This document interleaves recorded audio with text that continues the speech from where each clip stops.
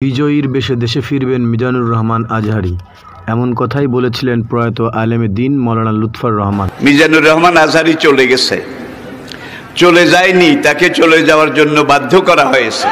এটা মাহফিলে 10 লাখ 15 লাখ লোক হওয়া, এটা দুনিয়ার কোন রাষ্ট্রপ্রধানের ইতিহাসেও নেই। মিজান আবার আসবে, বিজয়ীর বেশে আসবে।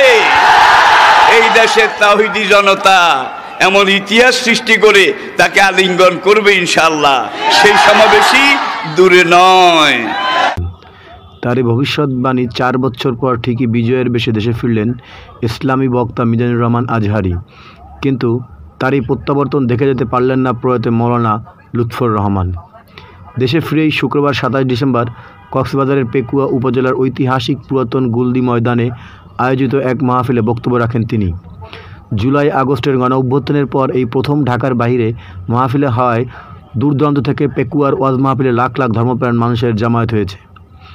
এর আগে 2020 সালের জানুয়ারিতে হঠাৎ করেই সব মাহফিল স্থগিত করে দেশ ছাড়েন আজহারী। 2020 সালে আজহারীর দেশে ছাড়ার কারণ স্পষ্ট ছিল না, যদিও সেই সময় তিনি বলেছেন গবেষণার কাজে মালয়েশিয়া ফিরে যাচ্ছেন তিনি। তবে দেশের বিভিন্ন গণমাধ্যমে উঠে আসে বিভিন্ন তথ্য। বিভিন্ন সূত্র থেকে দাবি করা হয় আজহারী এক মাহফিলে 12 ভারতীয় নাগরিক ধর্মান্তরিত হয়, আর এ নিয়েই তৎকালীন আওয়ামী লীগ সরকার ও ভারতীয় সরকারের চাপেই দেশ ছাড়তে বাধ্য হন তিনি। দেশের মানুষ তার এ প্রত্যাবর্তন অত্যন্ত আনন্দিত, তাকে ঘিরে নতুন করে আশা দেখছে। মাওলানা মিজানুর রহমান আজহারীর এই সফর দেশের ইসলামিক দাওয়া ও তাফসির চর্চায় নতুন মাত্রা যোগ করবে বলে মনে করছেন তার ভক্ত ও অনুসারীরা।